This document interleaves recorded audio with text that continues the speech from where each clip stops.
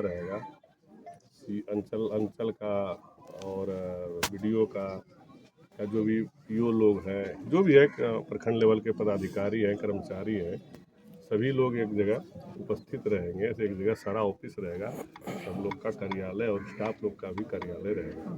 आवास भी साथ साथ उसका कंसेप्ट हम लोगों के यहाँ है, बिहार में अभी बन रहा है, कई जगह हम लोग के यहाँ बना भी है। तो बेलहर प्रखंड में, बेलहर विधानसभा में एक हमारे यहाँ भी फुली डूमर में, क्योंकि भवन नहीं है यहाँ, तो इनकी स्वीकृति मैंने कराई थी। बनने की जब बारी आई तो जमीन का जो उसका मापदंड था, तो उस मापदंड में हम लोगों ने इस जमीन को चिन्हित किया था। अब दुख की बात है, यहाँ के जो एक जनप्रतिनिधि हैं, अपने आप को कहता है जनप्रतिनिधि, उसको जनप्रतिनिधि का फुल फॉर्म भी पता नहीं है। और उन्होंने, चूँकि हम इंटरेस्टेड थे, हमने कहा था कि जो फुली डूमर में अभी जहाँ वर्तमान में प्रखंड कार्यालय चल रहा है, वहीं पर फिर से जो नया बनना है वही बनेगा। ज़मीन का जो प्रॉब्लम है उसको सॉर्ट आउट करेंगे हम लोग। अगर कोई दिक्कत होगा परिचित किया जाएगा, सरकार करेगी, वो हम लोग करेंगे। उन्होंने अपना दबाव देकर, चूँकि वो भी एनडीए के ही सांसद हैं, जदयू के ही सांसद हैं, थोड़ा बहुत जो प्रभाव अपना रहता है, पहले विधायक भी रहे हैं, तो जो प्रभाव था उस प्रभाव से उन्होंने इस प्रखंड को कहीं और अन्यत्र उन्होंने स्वीकृति करने के लिए पूरी ताकत लगा दी। जब मुझे जानकारी मिली कि कहीं ये शिफ्ट हो रहा है, कहीं और पर बन रहा है बिल्डिंग इसका, तो तत्कालीन डीएम थे अंशुल कुमार जी। मैंने अंशुल कुमार जी को कहा कि अगर बनेगा प्रखंड में भवन प्रखंड मुख्यालय का, तो वो जो अभी वर्तमान में जहाँ है वहीं बनेगा। आप कितनों इधर उधर कीजिएगा, या आपके जो माननीय हैं कितनों इधर उधर करने वाले, कदापि जब तक मनोज यादव है, जब तक मैं इस क्षेत्र का नेतृत्व कर रहा हूँ एक विधायक के रूप में, वो तो कदापि मैं बनने नहीं दूंगा, नहीं होने दूंगा। तो मैंने इसकी शिकायत माननीय मुख्यमंत्री जी से की। तत्कालीन जो ग्रामीण विकास सेक्रेटरी था उनको कहा, मैंने डिप्टी सीएम को कहा कि इस तरह का मामला है, सम्राट चौधरी जी को भी मैंने कहा था। तो तत्काल हुआ कि नहीं, ज़मीन को यहीं पर बनाना है। और ज़मीन अगर कम भी है, उन्होंने दिया कि थोड़ा ज़मीन कम पड़ता है और बीच में थोड़ा ये बांध लूंद भी पड़ता है, तो वो बात भी हमको डीएम साहब ने कहा था। हम एक दिन हमारे यहाँ के जो DCLR मैडम थी कोई, और यहाँ के अंचलाधिकारी और एक जिला से अपर समर्था, पूरा टीम लेके हम आए थे, और उन्होंने भी हमको प्रस्ताव दिया। दोनों जगह हम लोग देखने ले गया।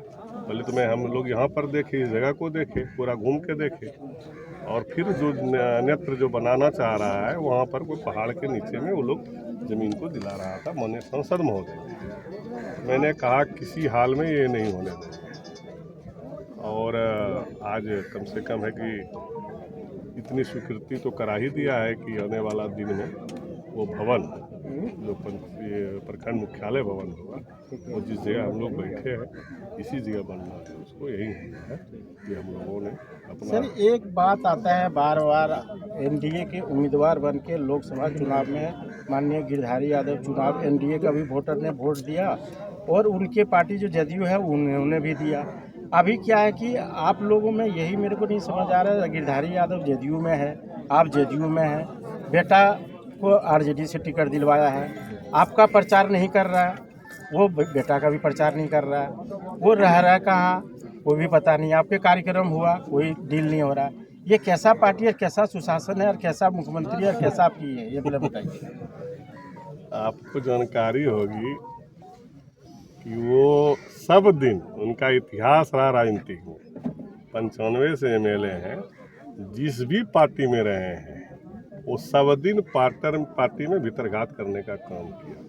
पहले वो आरजेडी में थे, पहले जनता दल जिसमें पार्टी थी, जनता दल चक्र छाप जो था लालू जी का, उनका वो MLA हुआ करते थे, MP हुआ करते थे। सब दिन लालू जी के जितने भी यहाँ और लोग हैं, कार्यकर्ता हैं या MLA लोग हैं, सब दिन एक दूसरे को खिंचातानी करने का काम करता था। इतिहास है उसका। जब मेरे पार्टी में 2010 में आए, 2010 में जब से मेरे दल में आए, जनता दल यू में आए, उस समय से हमारे जिला में संगठन में हो या किसी भी तरह का मुद्दा हो, वो पार्टी में एक दूसरे से मतभेद शुरू करवाते हैं। तो वो तो उनका कार्यशैली रहा है, सब दिन की कार्यशैली रहा। और अभी जो आप बता रहे हैं कि अंडरग्राउंड है, कौन कहता अंडरग्राउंड है?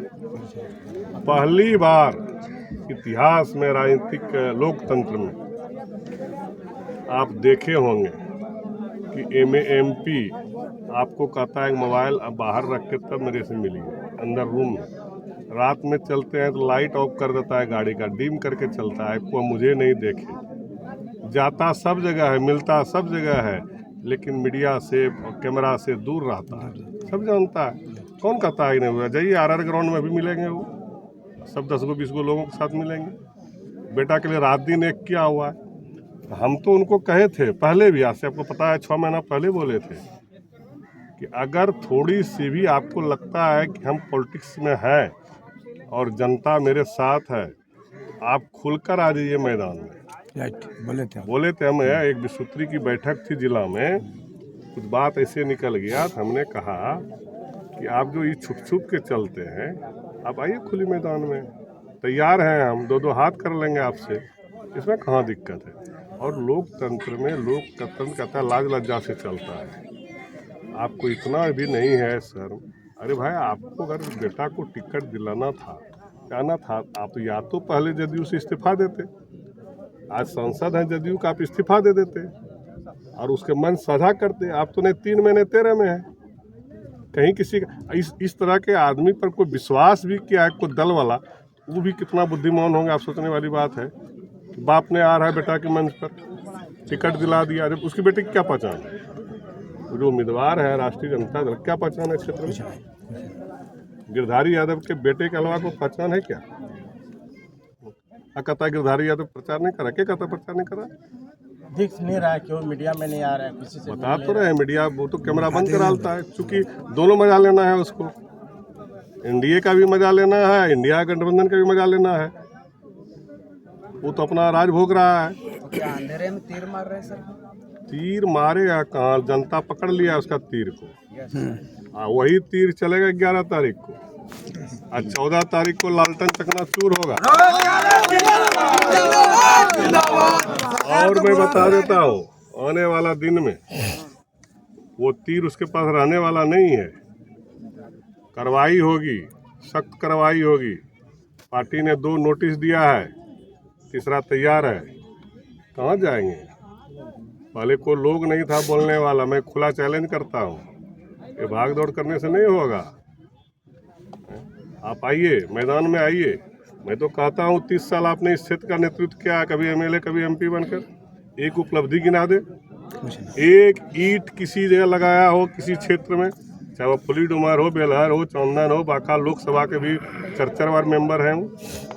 एक को ऐसा विकास, बहुत रोड बनाए हैं, बहुत काम किए गिनाओ, हैं, किसानों के लिए किए हैं, बहुत सारे नाम ले रहे हैं वो। कई बार अपने मियाँ मिट्टू है तो उसको क्या बोले? जनता बोलेगी ना। पलायन के बारे में कुछ नहीं, जनता ने बोलेगा, बोलवा ना भाई, पब्लिक ना कहेगा। एक भी उपलब्धि बताए ना, एक भी उपलब्धि बताए ना वो, तो बोलने से हाँ उपलब्धि हुआ। निश्चित रूप से जब 95 में चुनाव लड़ रहा था, एक कुर्ता पजामा वही रात को धोता था, वही पहनता था। आज के समय उपलब्धि है, जितने ठेकेदारी होंगे सब उनका होगा, कोई दूसरा आदमी ठेकेदारी कर नहीं सकता है। जितने जमीन में विवाद होगा, सारा जमीन उसके नाम पर होगा। प्रभाव देकर, अफसर पर प्रभाव, लोगों पर प्रभाव, जमीन हड़पने पर कम होता है।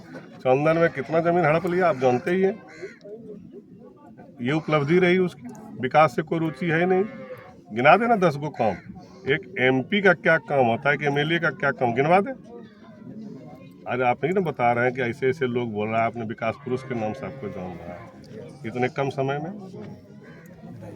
हमने जो काम किया उन्होंने क्या किया? 30 साल बनाम 5 साल की लड़ाई है यहाँ। आज सबसे बड़ी बात है कि दोनों जो भी जब भी रहा सरकार में के साथ रहा, ये भी नहीं कह सकता एंटी गवर्नमेंट में रहे। सही बात। जिस समय लालू जी राबड़ी जी के सरकार थी, उस समय वो MLA MP रहे, और नीतीश जी के कार्यकाल में भी वो MLA और MP दोनों रहे, सरकार के साथ रहे। विपक्ष में रहे तो बात भी मान लेगा लोग, विपक्ष का नहीं सुनता है भाई, चलो कोई बात नहीं। चलिए सर, हमसे बात करने के लिए बहुत बहुत धन्यवाद देंगे। चुनाव के आखिरी 2 दिन है, आज और कल। आप लोग को कैसा लग रहा है?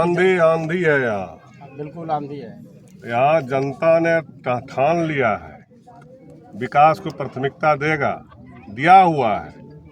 एक एक बच्चे, जो छोटे बच्चे, आपको आश्चर्य होगा, जो बच्चे 4 साल 5 साल के बच्चियां हैं, वो भी कहता है मनोज यादव जिंदाबाद। मनोज यादव जिंदाबाद, मनोज यादव जिंदाबाद, मनोज यादव जिंदाबाद।